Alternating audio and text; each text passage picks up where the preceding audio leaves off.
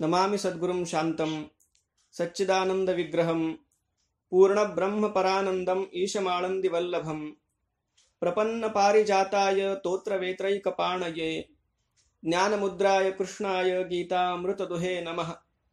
माधुर्यरसकल्लोलां शिवशक्त्यैकरूपिणीम् अमृतानुभवार्थाय वन्दे ज्ञानेशनन्दिनीं। नमो गोविन्ददेवाय ज्ञानदेवस्वरूपिणे वाग्मिने वाङ्निधानाय यतये वेदमूर्तये। सर्वप्रथम गीताभ्यासी मंडळाचं अभिनंदन करतो आणि आपल्या सर्व जे गीता साधक गीता प्रेमी उपस्थित आहेत त्यांना अभिवादन करतो। कारण स्वतः भगवान गीतेच्या शेवटी 18व्या अध्यायात उपसंहार करत असताना गीतेचा असं म्हणतात, य इमं परमं गुह्यं मद्भक्तेष्वभिधास्यति भक्तिं मयि परां कृत्वा मामे वैशत्य संशयः न च तस्मान् मनुष्येषु कश्चिन्मे प्रियकृत्तमः भविता न च मे तस्मात् अन्यः प्रियतरो भुवि। की जो या गीता ज्ञानाचा प्रचार प्रसार करील माझ्या भक्तांच्या मध्ये, त्याच्या इतका न कुणी मला प्रिय आहे न कुणी मला प्रिय त्यापेक्षा होण्याची शक्यता नाही। हे स्वतः भगवान 2 श्लोकांच्या मध्ये गीतेच्या शेवटी जेव्हा म्हणतात तेव्हा आपल्या लक्षात येऊ शकतं की गीतेची सेवा ही भगवान श्रीकृष्णाची किती प्रिय अशी सेवा आहे। म्हणून सर्व गीता साधकांना मी अभिवादन करतो। आज गीता जयंतीच्या निमित्तानं आपण गीतेवर चिंतन करण्यासाठी इथं एकत्रित आलेलो आहोत। तसं पाहिलं तर आपण विचार करा की अगदी सरावानं पाऊण तासामध्ये वाचून पूर्ण होणारा जो ग्रंथ आहे, पुष्कळ लोकांनी जो कंठस्थ सुद्धा केलेला आहे, केवळ 700 श्लोकांचा जो ग्रंथ आहे। कारण पुराणांची आणि इतर सगळ्या साहित्याची जर श्लोकसंख्या आपण पाहिली तर आपण अवाक होतो। महाभारत 1,00,000 श्लोकांचं आहे, श्रीमद भागवत 18,000 श्लोकांचं आहे, रामायण 24,000 श्लोकांचं आहे, गीता फक्त 700 श्लोकांची आहे आणि अगदी ती पाऊण तासात वाचून होते। असं असून सुद्धा जो ग्रंथ, ज्या ग्रंथावर 100 पेक्षा अधिक भाष्य लिहिली जावी आणि फक्त भारतामध्ये नाही भारताबाहेरच्या सुद्धा विद्वानांना तत्वज्ञांना ज्या ग्रंथानं वेड लावावं, फक्त विद्वान तत्वज्ञ आध्यात्मिक क्षेत्रातले कुणी नाही, सामाजिक क्षेत्रात कुणी काम करणारे असोत किंवा अगदी हसत हसत आपल्या देशासाठी फासावर चढणारे चापेकर बंधू असोत, ते सुद्धा भगवद्गीता हातात घेऊन फासावर चढतात। यावरून या ग्रंथाचा आणि या ग्रंथाच्या मध्ये जे विषय ज्यांची चर्चा झाली त्याचा परिघ आपल्याला लक्षात येऊ शकतो। आणि म्हणून या ग्रंथावर चिंतन करावं तर ते कुठल्या प्रकारे करावं हा खरं फार मोठा प्रश्न आहे। आणि इतकी वर्ष होऊन सुद्धा, अगदी 5,000 वर्षांचा काळ होऊन सुद्धा भगवान ज्ञानेश्वर महाराज जसं ज्ञानेश्वरीत म्हणतात की भगवान महादेव पार्वती मातेला म्हणतात, देवी जैसे का स्वरूप तुझे तैसे नित्य नूतन देखीजे गीता तत्व। हे नित्य नूतनच आहे। याला आपण कितीही वेळा याचं चिंतन केलं, कितीही वेळा याचा आस्वाद घेतला तरी हे पुरातन होणार नाही। क्षणे क्षणे यन नवतामुपैति तदेव रूपम रमणीयतायाः। संस्कृत साहित्यात म्हटलं गेलं, रमणीय कशाला म्हणावं? क्षणे क्षणे यन नवतामुपैति, जे कधीही जुनं होत नाही, जे अखंड नवीन आहे, ज्यातून पुन्हा पुन्हा कुठल्याही परिस्थितीमध्ये आपल्याला मार्गदर्शन मिळतंच, असा जो ग्रंथ आहे। सर्वप्रथम तर मला वाटतं आपण सगळे फार भाग्यवान आहोत। भगवान श्रीकृष्णाची ही आपल्यावर फार मोठी कृपा आहे की आपली बुद्धी, आपलं मन हे श्रीमद भगवद्गीतेकडे वळालंय आणि आता खरं सगळं जग या गीतेकडे वळल्यापासून राहणार नाही। पूज्य माझे गुरुदेव जेव्हा त्यांनी ऋषिकेशला गीता साधना शिबिरामध्ये त्यांची जी प्रवचनं होतात त्यात दरवर्षी ते गीतेचा एक भाग प्रवचनासाठी म्हणून घेतात आणि त्यात त्यांनी एक उद्गार असे काढले की योग दिन जेव्हा साजरा होणार सगळ्या विश्वामध्ये, हे जेव्हा कळलं तेव्हा ते म्हणतात, मला स्वतःला असं वाटलं की हा खऱ्या अर्थाने श्रीमद भगवद्गीता विश्वग्रंथ होणार ही जी प्रज्ञाचक्षु गुलाबराव महाराजांनी उद्घोषणा केली, ते खऱ्या अर्थानं ते जे भाकीत आहे त्यांचं, ते सत्य होण्याकडे कुठेतरी सगळं विश्व चाललंय असं मला वाटलं। कारण जो आजचा आपला विषय चिंतनाचा, त्याकडे मी आता येतो। योग दिन, योग हा शब्द आणि योगाविषयी सगळ्या जगाला वाटणारं कुतूहल, उत्सुकता आणि श्रीमद भगवद्गीतेच्या पुष्पिकेकडे मला आपलं लक्ष वेधायचं आहे की जेव्हा एखादा अध्याय संपतो आता 12व्या अध्यायाचं पठण झालं.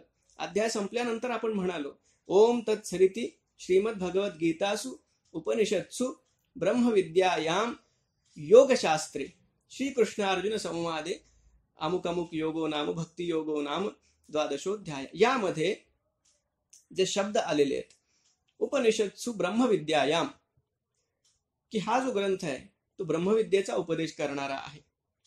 सर्वश्रेष्ठ विद्या ब्रह्मविद्या आहे. आपल्या स्वरूपाचं ज्ञान आपल्याला घडवून देणारं जे चिंतन उपनिषदांमध्ये केलं त्याच उपनिषदांचं सार भगवान श्रीकृष्णाने काढून आपल्या समोर आणून दिलं. ते आपण मंगलाचरणाच्या श्लोकात म्हणतो की पार्थो वत्स सुधीर भोक्ता दुग्धं गीतामृतम महत उपनिषत्सु ब्रह्मविद्यायाम. हा श्रीकृष्ण अर्जुनाचा संवाद आहे हे तर आपल्याला ठाऊकच आहे. पण त्याआधी असं सांगितलं गेलं की हे योगशास्त्र आहे, गीता योगशास्त्र आहे. आणि या अध्यायाच्या गीतेच्या प्रत्येक अध्यायाच्या शेवटी सुद्धा त्या अध्यायाचं नाव लिहित असताना योग हा शब्द आलेला आहे. आता आपण सगळे गीतेचे अभ्यासक आहात त्यामुळे आपल्याला फार काही उलगडून सांगण्याची तशी आवश्यकता नाहीये. पण अर्जुन विषाद योगापासून ते अगदी मोक्ष संन्यास योगापर्यंत हा संपूर्ण योगशास्त्राचा ग्रंथ आणि त्याच्या प्रत्येक अध्यायाच्या नावात सुद्धा योग आहे. आता योग म्हणल्यानंतर आपल्याला वास्तविक पातंजल योग आठवतो आणि ते अगदी योग्य सुद्धा आहे. योगशास्त्राचा एक अगदी मुख्य ग्रंथ कुठला तर पातंजल योगसूत्र, ज्यामध्ये यम नियम आसन प्राणायाम प्रत्याहार धारणा ध्यान समाधी या अष्टांगाचं वर्णन केलेलं आहे. आणि योगश्चित्त वृत्ती निरोध असं सुरुवातीलाच भगवान पतंजलींनी सांगितलेलं आहे की चित्तवृत्तींचा निरोध करणं, कशा प्रकारे आपल्या मनाचा संयम करणं आणि त्यातून धारणा ध्यान या सगळ्या पायऱ्यांनी समाधीपर्यंत पोहोचणं, या सगळ्या मार्गदर्शक ज्या गोष्टी आहेत त्या योगसूत्रांमध्ये आल्या. पण वास्तविक योगश्चित्तवृत्ती निरोध हे जरी खरं असलं आणि अगदी अंतर्मुख होऊन ही सगळी योग साधना सद्गुरूच्या मार्गदर्शनाखाली आपण करणं हे जरी अपेक्षित असलं, तो राजयोग किंवा त्याहूनही अधिक ज्यांची तयारी असेल तेवढी त्यांच्यासाठी हठयोग. मग त्या दृष्टीनं घिरंड संहितेसारखे ग्रंथ, शिवसंहितेसारखे ग्रंथ, शिवस्वरोदयासारखे ग्रंथ आणि ज्याचा मी आता उल्लेख केला पातंजल योगसूत्र, हे सगळे ग्रंथ आणि या सगळ्यांमधून आलेलं योगशास्त्र जेव्हा आपण पाहतो तेव्हा मग गीतेनं वेगळं आम्हाला काय दिलं हे आम्हाला पाहणं आवश्यक ठरतं. की ही सगळी योगशास्त्राची वाङ्मय संपदा उपलब्ध असून सुद्धा गीतेला योगशास्त्र असं का म्हटलं गेलं, त्यामध्ये असं कुठला योग आलेला आहे. तर मुळात अगदी सकाळी उठल्यापासून ते रात्री झोपेपर्यंत आणि समाजामध्ये सगळ्यांचा स्तर एक नसतो. प्रत्येक स्तरावर प्रत्येक प्रकारच्या परिस्थितीमध्ये मनुष्य म्हणून जीवन जगणारी जी कुठली माणसं आहेत, ज्या कुठल्या देशातली आहेत, ज्या कुठल्या समाजातली आहेत आणि त्यांची आध्यात्मिक पातळी कुठलीही असो, अगदी सामान्य असो किंवा जे अध्यात्माकडे वळालेलेही नसो, त्या प्रत्येकाला जीवनाच्या प्रत्येक स्तरावर प्रत्येक अवस्थेमध्ये आपलं जीवन कसं योगमय बनवता येऊ शकतं, अशा प्रकारचा जर आपण शब्दच योजायचं ठरवलं तर समग्र योग हा आपल्याला गीतेनं दिला. आणि हे आपल्या लक्षात येऊ शकतं कारण आता वास्तविक गीतेमध्ये अनेक विषय आलेत. त्या विषयांची सूची सुद्धा केली तर ती पुष्कळ मोठी होईल. अनेक गोष्टींची चर्चा गीतेमध्ये आली. पण शेवटी गीतेच्या संजय जेव्हा बोलतो तेव्हा तो काय म्हणतो, मी काय ऐकलं, योगम योगेश्वरात कृष्णात साक्षात कथयत स्वयं. मी काय ऐकलं, तो धृतराष्ट्राला म्हणतो मी योग ऐकला. आणि कोणाकडून ऐकला, यत्र योगेश्वर हा कृष्ण. 2 वेळेला संजयानं गीतेच्या शेवटी कृष्णाला योगेश्वर हेच संबोधन वापरलं आणि मी त्याच्याकडून योग ऐकला हेच तो म्हणतो. आता आपण जरा जाऊया गीतेची जिथून सुरुवात होते, कशा प्रकारे हा योग गीतेनं आम्हाला दिला. तर आपल्याला ठाऊक आहे, फार मी वर्णन करत बसत नाही, तेवढा वेळ नाही. पण अर्जुनाची मनस्थिती संभ्रमित आहे. अर्जुन युद्ध करण्यासाठी म्हणून तिथे आलेला आहे, तयारीनिशी आलेला आहे. मनाची सुद्धा तयारी आहे, शरीराची सुद्धा तयारी आहे, बुद्धीची सुद्धा तयारी आहे. तिन्ही स्तरांवर तो अगदी युद्ध करण्यासाठी सिद्ध आहे. आणि दोन्ही सेनांच्या मध्ये माझा रथ घेऊन चल हे तो भगवंताला यासाठी म्हणतोय की मला हे जे समोर सगळे शत्रू आहेत माझे, ज्यांना मला आता मारायचंय, ज्यांच्याशी युद्ध करायचंय, त्यांचं मला एकदा निरीक्षण करायचं. म्हणजे ते युद्धाचा एक पहिला टप्पा, युद्धाची एक पहिली पायरी अर्जुनानं आता चढलेली आहे. आणि अगदी मधोमध गेल्यानंतर जे काही अर्जुनाचं झालं, ज्या प्रकारे तो ढेपाळला, पहिल्या अध्यायामध्ये आपल्याला तो दिसतं. आणि अशा मनस्थितीमध्ये जेव्हा अर्जुन येतो, एक गोष्ट आपल्याला लक्षात घेतली पाहिजे. युद्ध केल्यानं निव्वळ फक्त शस्त्र हातात घेऊन कोणाला तरी मारलं म्हणजे एखाद्याचं कल्याण होईल का? ते भगवंताला अपेक्षित आहे का? तर विषय असा नाहीये, हा एवढासा विषय नाहीये. या मागे भगवंताचा एक फार मोठा उदात्त हेतू आहे, जो 11व्या अध्यायामध्ये भगवान म्हणतात निमित्त मात्रम भव्य सव्यसाचिन. ही सगळी जी दुर्जन शक्ती आहे, त्यांच्या हातून सत्ता काढून मला सज्जन शक्तीच्या हातामध्ये सत्ता द्यायची आहे, हा माझा उद्देश आहे भगवान म्हणतात. आणि या कार्यामध्ये अर्जुनानं निमित्त व्हावं, साधन अर्जुन व्हावा, श्रेय अर्जुनाला मिळावं, ही भगवंताची इच्छा आहे. त्या अर्जुनाला त्यांना साधन बनवायचंय. म्हणजे इथं अर्जुनाला भगवान एका उदात्त हेतूने प्रेरित भगवंतानी केलेलं आहे. त्यासाठी हे युद्ध होत आहे. आणि अशा परिस्थितीमध्ये अर्जुन जेव्हा तो सगळा उदात्त हेतू विसरून व्यक्तिगत त्याच्या मनामधल्या भावनांच्या कल्लोळाच्या आहारी जाऊन जेव्हा युद्ध नको मला करायचं हे जेव्हा बोलतो, देवाचा संताप तिथं होतो. आणि म्हणजे दुसऱ्या अध्यायाची सुरुवात झाली. कुतस्त्वा कश्मलमिदम विषमे समुपस्थितम. ही ती वेळ आहे का? ही ती जागा आहे का? इथं तू अशा प्रकारे झालंय काय? अर्जुनाच्या मनाचं संतुलन सगळं गेलंय, तो ढासळलाय. विसृज्य सशरम चापम शोक संविघ्न मानसः. तो अगदी म्हणजे असा खाली आलाय, रथातून त्याने धनुष्य टाकून दिलंय, गुडघ्यावर बसलाय आणि रडतोय, थरथर कापतोय. शारीरिक, मानसिक, बौद्धिक कुठल्याही प्रकारचं संतुलन त्याचं आता नाहीये. आणि योग शब्दाकडे जेव्हा आपण पाहतो, योगाच्या व्याख्या अनेक करण्यात आलेल्या आहेत. योगश्चित्तवृत्ती निरोध हा आहे. पण गीतेमध्ये जेव्हा आपण योग म्हणजे काय हे पाहायला लागतो, तेव्हा त्याच्या विलक्षण अशा सगळ्या प्रकारच्या बाजू आपल्या समोर येतात. पूज्य स्वामीजींच्याच मुखातून मी एक वाक्य ऐकलं होतं की योग काय, दोन शब्द आहे आपल्या संस्कृतीमध्ये. दोन शब्द अतिशय पुष्कळ प्रमाणात प्रयुक्त केले जातात. एक म्हणजे योग आणि दुसरा म्हणजे धर्म. हे शब्द कुठल्याही प्रवचनात आपण ऐका, कुठलंही धार्मिक, कुठली भागवत कथा असो, कुठलीही कथा असो, त्यामध्ये ह्या दोन्हीपैकी कुठला तरी शब्द हा येणारच पुन्हा पुन्हा त्या वक्त्याच्या मुखातून. कारण हे दोन शब्दांचं महत्व आपल्या संस्कृतीनं फार मांडलेलं आहे. हा योग काय आणि हा धर्म काय. पूज्य स्वामीजींच्या मुखातून मी असं ऐकलं की व्यक्तिगत आपल्या जीवनामधलं जे संतुलन आहे त्याचं नाव योग आहे, आणि सामाजिक जीवनामधलं जे संतुलन आहे त्याचं नाव धर्म आहे. आणि गीता हे जे दोन्ही प्रकारचं संतुलन आहे, म्हणजे थोडक्यात सामाजिक स्तरावरचा जो योग आहे त्याचंच नाव धर्म आहे. म्हणजे बघा आता या योग शब्दाचा हा सामाजिक आशय सुद्धा गीतेनं कसा आपल्या समोर आणला. संतुलन, मूळ गीतेचा उपदेश सुद्धा जिथून सुरू होतो. अर्जुन जेव्हा शरणागत झाला, भगवान सांख्य योगाचा सर्वप्रथम उपदेश करतात आणि तो दुसरा अध्याय संपता संपता स्थितप्रज्ञ लक्षण भगवान अर्जुनाला सांगतात. स्थिर बुद्धी ज्याची असते तो योगी कसा असतो. भगवान म्हणतात सिद्ध सिद्ध्यो समो भूत्वा समत्वम योग उच्यते. हे समत्व, हे मनाचं समत्व, जय असो पराजय असो, दुःख असो सुख असो, कुठल्याही परिस्थितीमध्ये मनाचा तोल ढासळू न देणं, हे संतुलन ज्याला साधतं तो वास्तविक योगी आहे. आता मुळात इतकं तर आपल्या निश्चितपणे लक्षात येतच, आणि जे गीता अभ्यासतात त्यांच्या ते लक्षात येतं.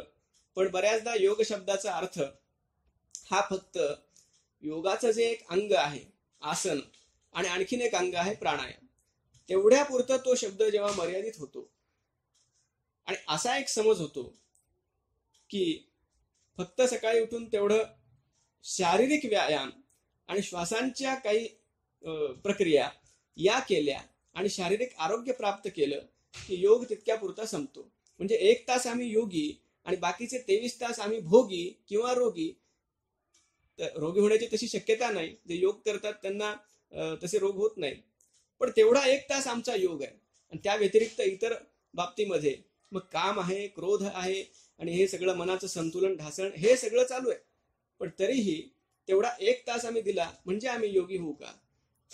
तर या ठिकाणी भगवान जो योग आमच्या समोर ठेवतात म्हणजे आपल्याला आश्चर्य वाटेल. गीतेनं समत्वम योग उच्चते सांगितलं, योग कर्मसु कौशलम हे सुद्धा सांगितलं. आणि मुळात अर्जुनाला भगवान हे सांगतात की धर्म्याधी युद्धात श्रेयोन्य क्षत्रियस्य न विद्यते. तुझी भूमिका काय? आणि विषमे समुपस्थितम हा शब्द सुद्धा भगवंतांनी वापरलाय. मुळात संतुलनाचा जेव्हा विचार होतो, सृष्टीची रचना झाली सत्व रज तम या 3 गुणांमधल्या जो मेळ आहे त्याच्यामुळं शारीरिक स्तरावर आपल्या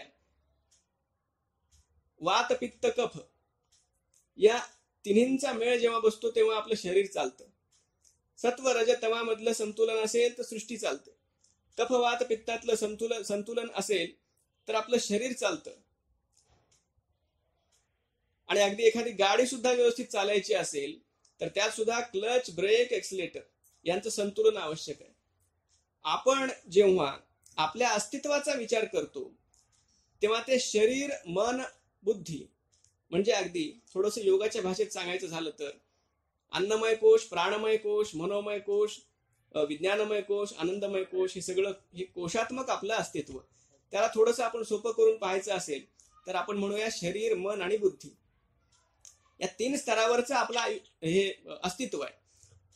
आणि मग योगाचा जेव्हा आपण विचार करतो तेव्हा गीतेनं या 3ही स्तरांवर हा योग आपल्या जीवनामध्ये कसा आणायचा याचा विचार मांडला. आता आपण काही शब्द ऐकलेले असतात, कर्मयोग, भक्तियोग, ज्ञानयोग आणि त्या व्यतिरिक्त हठयोग किंवा राजयोग.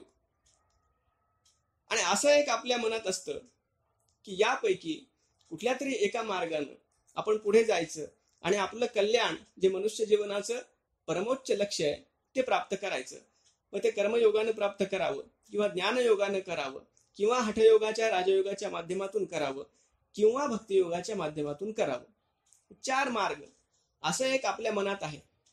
पण गीतेनं जे आम्हाला दिलं ते गीतेचं विलक्षणत्व असं आहे की गीता म्हणते तुमचं अस्तित्व या 3ही स्तरावरचं आहे. मग या शरीरासाठी तुमचा जो योग आहे तोही तुम्ही अंगीकारला पाहिजे.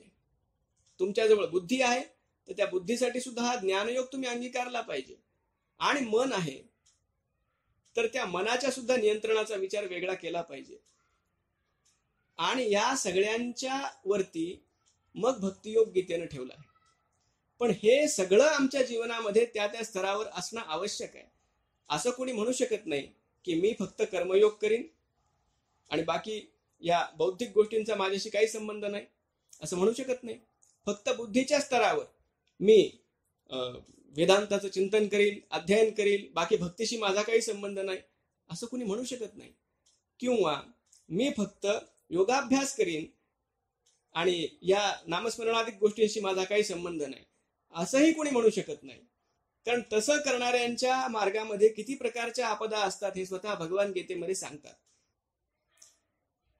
म्हणून शरीराचं नियमन करण्यासाठी गीतेनं मग त्यात आत्मसंयम योग जो 6वा अध्याय त्यात हा सगळा विचार मांडला. युक्ताहार विहारस्य युक्त चेष्टस्य कर्मसु युक्त स्वप्नावबोधस्य योगो भवति दुःख हा. आता बघा मी जे मगाशी म्हणालो की अगदी कुठल्याही स्तरावर जीवन जगणारा कोणी मनुष्य असो, अध्यात्माच्या प्रांतात आलेला असो किंवा अध्यात्मापासून दूर असलेला असो, त्याला गीता कुठल्या प्रकारे लाभ देऊ शकते.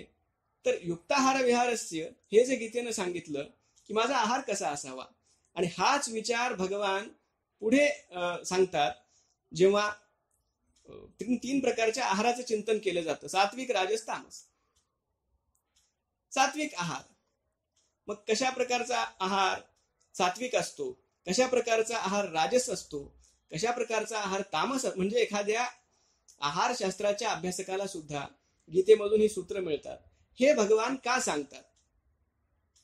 कारण तुमच्या जवळ जे शरीर नावाचं यंत्र आहे त्याचाही तुम्हाला उपयोग कसा करायचा, शरीराची उपेक्षा गीतेनं केली नाही.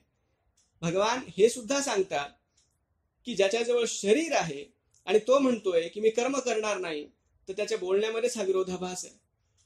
भगवान जे पुन्हा पुन्हा अर्जुनाला कर्म करायला प्रवृत्त करताय, त्यांचं सांगणं हे आहे की तुझा जो अर्जुन नावाचा हा देह आहे आणि तो देह ज्या क्षत्रिय वर्णामध्ये उत्पन्न झालेला आहे त्या वर्णानुसार, वेदाच्या आज्ञेनुसार आणि आजच्या परिस्थितीमध्ये जी तुझी भूमिका आहे त्यानुसार तू युद्ध करणं मला अपेक्षित आहे, हे स्पष्ट भगवान सांगतात. त्यामुळे शरीराची कुठेही उपेक्षा नाहीये. शरीर आहे तर त्या शरीराला मी माझ्या कल्याणासाठी कसं वापरावं यासाठी हठयोग आहे, तोही गीतेने सांगितला. बरं, दुसरी गोष्ट बुद्धी. आता बऱ्याचदा असं होतं की आपण या बुद्धीची उपेक्षा करतो. वास्तविक आपल्या परंपरेमध्ये बुद्धीची उपेक्षा केलेली नाहीये. श्रद्धा आपण ठेवली पाहिजे, ही गोष्ट खरी आहे. पण जर या बुद्धीची भूक भागली नाही तर ती श्रद्धा सुद्धा कुठेतरी पुन्हा पुन्हा आपल्याला आपल्या मनातली हरवून जाते. शंका येतात, संशय निर्माण होतो. आणि गीतेने सांगितलं संशयात्मा नश्यती, हा संशय आपल्याला पुढे जाऊ देत नाही. मग हा संशय बुद्धीमध्ये उत्पन्न होऊ नये यासाठी आपल्याला बुद्धीला सुद्धा खाद्य दिलं पाहिजे. गीतेने जे नवीन शब्द आम्हाला दिले, एकतर अभ्यास योग हा गीतेचा शब्द आहे, आणि आणखीन एक शब्द आहे बुद्धियोग. भगवान स्वतः 10व्या अध्यायात म्हणतात ददामि बुद्धियोगम तम येन माम उपयांति ते. त्यानंतर पुन्हा एकदा म्हणतात 18व्या अध्यायात बुद्धियोगम उपाश्रित्य मच्चित्त सततम भव. बुद्धियोगम उपाश्रित्य, बुद्धीला सुद्धा हा योग शब्द जोडला गेलेला आहे. मग कुठल्या प्रकारचं खाद्य या बुद्धीला द्यावं, त्यासाठी राजविद्या राजगुह्य योग हा अध्याय आहे. त्यासाठी पुरुषोत्तम योग, ज्याचं आपण चिंतन केलं गीता संघाच्या त्या सगळ्या उपक्रमामध्ये, तो अध्याय आहे. जो ज्ञानाचा भाग आहे, सांख्य योग आहे, गीतेचा सुरुवातीचाच अगदी अध्याय, उपदेशाचा अध्याय. हे बुद्धीला खाद्य देऊन ज्यामध्ये सगळं वेदांताचं चिंतन आहे, ते चिंतन बुद्धीकडून करवून घेणं. शारीरिक स्तरावर माझं शरीर निरोगी राहावं केवळ या उद्देशासाठी सुद्धा आपण जर पाहिलं, आहार विहार आदी सगळे भगवंतांनी सांगितलेले नियम, त्या स्तरावर ते सगळं करणं. आणि त्यासोबत कर्मयोगाचं आचरण, जी माझी भूमिका असेल त्या भूमिकेचं निमित्त मात्र मी आहे या विचारसरणीनं कर्मयोगाचं आचरण. आणि त्यानंतर तिसरा विचार होतो आपल्या मनाचा. आता वास्तविक शरीराचा विचार करत असताना त्यात भगवंतांनी तर वाणीचा विचार सुद्धा केलाय. शारीरिक तप, मानसिक तप, वाचिक तप, या तिन्हींचा सुद्धा विचार केला गेलेला आहे. आणि अक्षरशः आपण जेवढं चिंतन करू तेवढं कमी आहे. आपलं व्यक्तिमत्व या प्रत्येक स्तरावर खुलावं यासाठी अक्षरशः एक अभ्यासक्रम आपल्याला भगवान श्रीकृष्णाने दिलाय, तो म्हणजे सात्विक, राजस आणि तामस हे वर्गीकरण करून. मग ते दान असेल, तप असेल, त्याग असेल, बुद्धी असेल, धृती असेल, कर्ता, कर्म, या सगळ्यांचं वर्गीकरण सात्विक, राजस, तामस अशा 3 स्तरांवर केलं. यामध्ये सात्विक म्हणून जी जी लक्षणं सांगितलेली आहेत ती लक्षणं आपण जर एकत्रित केली तर तो एक प्रकारे योगाचाच रोडमॅप आहे की कशा प्रकारचा कार्य करता हा योगी असतो, कुठल्या प्रकारचं कर्म हे योग या संकल्पनेत येतं. योगस्थ कुरु कर्माणि संगं त्यक्त्वा धनंजय. आपण योगस्थ होणं, आणखीन एक गीतेचा फार सुंदर शब्द आहे, योगारूढ. जो योग मार्गावरती आरूढ झाला, योगस्थ, योगारूढ, समत्व. गीतेनं हा योग आपल्या प्रत्येक अंगामध्ये असा मुरवलेला आहे. शरीराचा विचार आपण केला, बौद्धिक स्तरावरच्या योगाचा विचार केला, मानसिक स्तरावर जेव्हा भगवान बोलतात आत्मसंयम योगामध्ये आपण पहा, अर्जुन जेव्हा विचारतो चंचलम हि मनः कृष्ण प्रमाथि बलवत दृढम, तस्याहम निग्रहम मन्ये वायुरिव दुष्कर.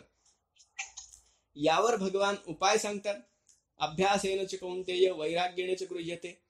आता इथं आपल्याला पातंजल योग सूत्रातलं पुन्हा तो संदर्भ मिळतो की कुठल्या प्रकारे वश करावं या मनाला. अभ्यास आणि वैराग्य. अभ्यास वैराग्याभ्याम तन्निरोधा हे पतंजलीने पण तिकडे सांगितलं. आणि सर्वात महत्वाची गोष्ट, आपण आता समारोपाकडे येतोय. भक्तियोग जो सांगितला त्यामध्ये भक्ताची लक्षणं तर सांगितलेली आहेत. त्या व्यतिरिक्त जी लक्षणं भगवान सांगतात, मग ती गुणातीताची लक्षणं असतील, मग ती स्थितप्रज्ञाची लक्षणं असतील, किंवा 16व्या अध्यायामध्ये जी दैवी संपदेची सगळी लक्षणं सांगितलेली आहेत, अभयम सत्व संशुद्धिर ज्ञान योग व्यवस्थिती इत्यादी, हे सगळं काय आहे? भगवान 11व्या स्कंधामध्ये भागवताच्या एक नियम सांगतात की या मनाला, उद्धवाशी बोलत असताना, की या मनाला तुम्ही ज्या प्रकारे ज्या वातावरणामध्ये ठेवाल हे मन तसं बनून जाईल. हे या मनाचं वैशिष्ट्य आहे. आणि त्या सूत्रानुसार भगवान ही जी सगळी लक्षणं आपल्या समोर ठेवतात, हा जो आदर्श उपस्थित करतात, मनाने त्याचं चिंतन करणं अपेक्षित आहे. कारण सगळ्या अनर्थाची सुरुवात ही जी होते, दुसऱ्या अध्यायात ती अनर्थ परंपरा सांगितली सगळी. ध्यायतो विषयान पुंसः संगस्तेषु उपजायते. ध्यायतो चिंतन, आणि हे होतं मनातून. त्यामुळे मन या सगळ्या मुळात दुखण्याचं मूळ आहे. आणि मग ही सुख दुःख आदी सगळी द्वंद्व. भगवान कपिलावतार घेऊन जेव्हा देवहूती मातेला उपदेश करतात श्रीमद भागवतामध्ये, तिथं सुद्धा योग आध्यात्मिक पुंसाम मतो निश्रेयसाय मे अत्यंतोपरतिर्यत्र दुःखस्य च सुखस्य च. तिथे सुद्धा ते योग हा शब्द वापरून हे म्हणतात की जीवन अशा प्रकारे घडावं की न सुखाने माणसाला काही उत्तेजना निर्माण व्हावी, न दुःखाने त्याला कुठल्याही प्रकारे तो अगदी हाय खावी, आणि अशा प्रकारचं एक स्थिर बुद्धीचं जीवन. मग आता ज्याचं जीवन अशा प्रकारे स्थिर झालं, ज्यानं या योगाची शेवटची पायरी मिळवली, गीतेमधली अपूर्वता काय आपण पहा. योगाचं आपण चिंतन करतोय ना, मग ज्यानं हे सगळं प्राप्त केलं, आता त्यानं काय करावं? भगवान हे नाहीच सांगत की त्याने आता निघून जावं कुठेतरी हिमालयामध्ये आणि तिथे आपली समाधी लावून बसावी. भगवान स्वतःचं उदाहरण देऊन हे सांगतात, नमे पार्थास्ति कर्तव्यम त्रिषु लोकेषु किंचन नानवाप्तमवाप्तव्यम वर्त एव च कर्मणि. की अर्जुना, अरे तू स्वतः धनुष्य टाकून इथं माझ्या समोर उभा आहेस, काय करू म्हणून? मी स्वतः जो हे तुझ्या रथाचे हे घोड्यांचे लगाम घेऊन बसलेलो आहे, मला काय करण्याची आवश्यकता आहे मला सांग. नवे पार्थास, मला काहीही करण्याच्या, तरी पण मी हे करतोय. ज्याला ज्ञान झालं त्या ज्ञानाने सुद्धा, ही गीतेची विशेषता आहे, त्याने सुद्धा कर्म करावं. कशासाठी? लोकस्तदनु वर्तते, मार्गाधारे वर्तावे, विश्व मोहरे लावावे, अलौकिका नोहावे लोकांना. आणि हे जीवन कसं असतं हे आपल्याला भगवान श्री रामचंद्राचं चरित्र पाहून कळतं. श्रीकृष्णाच्या चरित्रात सुद्धा आपल्याला हेच दिसतं. पण तिथवर आपलं जीवन नेण्यासाठी आता मी जो या सगळ्या योगांचा आपण विचार केला खरा, शारीरिक मानसिक बौद्धिक स्तरावर कशा प्रकारे योगमय आपलं जीवन बनवावं हे भगवंतांनी सांगितलं.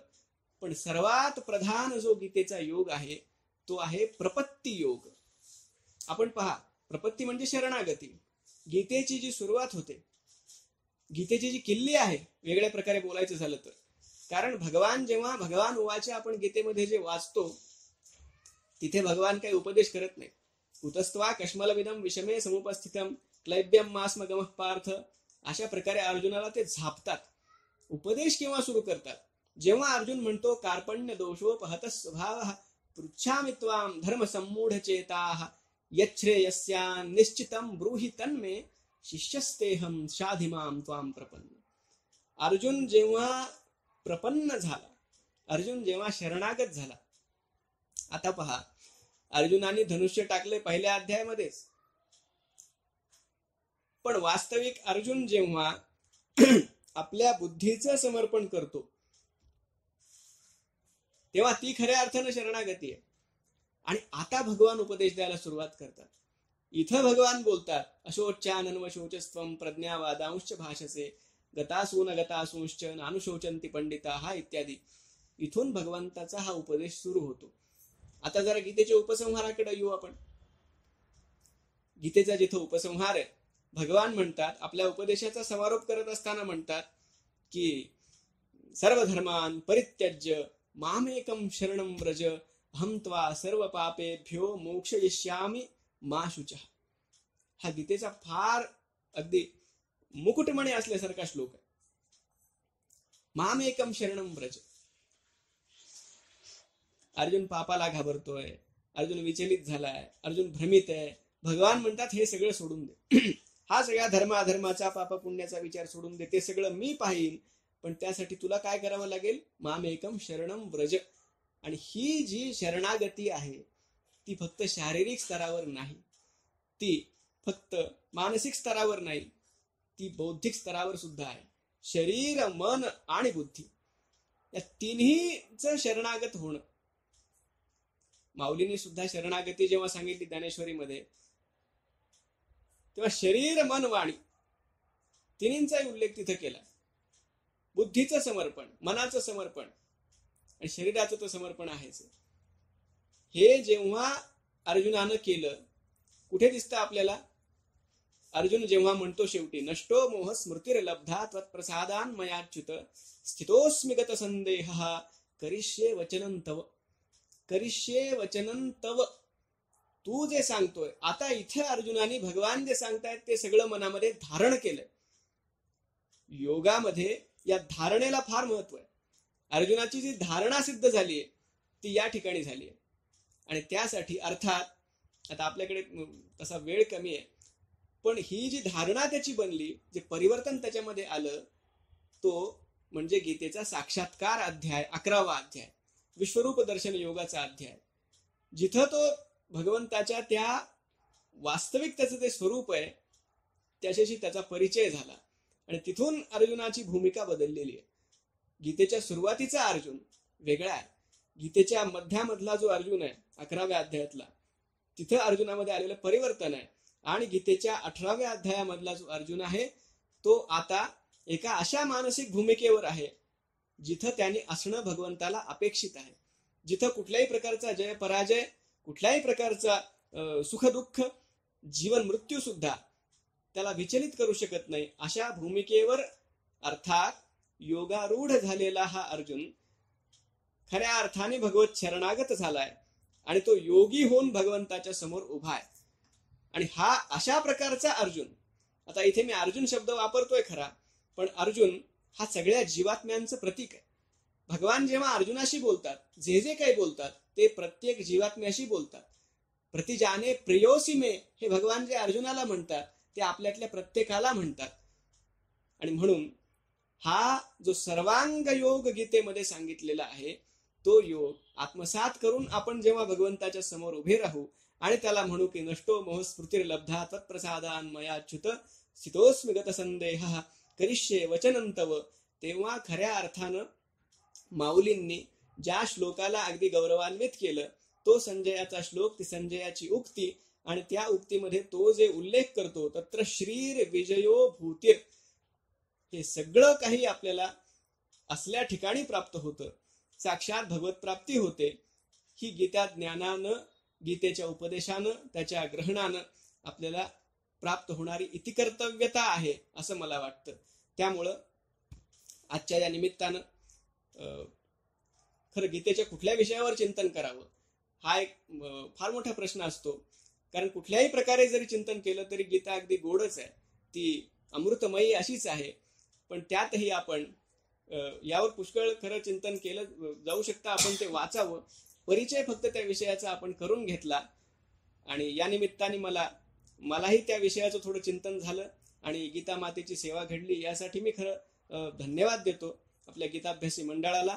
आणि अशाच प्रकारे आपण गीतेचं हे चिंतन, गीतेची ही सेवा करत राहावी, त्यासाठी सगळ्या प्रकारचं बळ भगवंतानी आपल्याला द्यावं ही श्रीकृष्णाच्या चरणी प्रार्थना करतो. आणि आपल्या सर्वांना गीता जयंतीच्या मनःपूर्वक शुभेच्छा देतो आणि माझ्या वाणीला विराम देतो.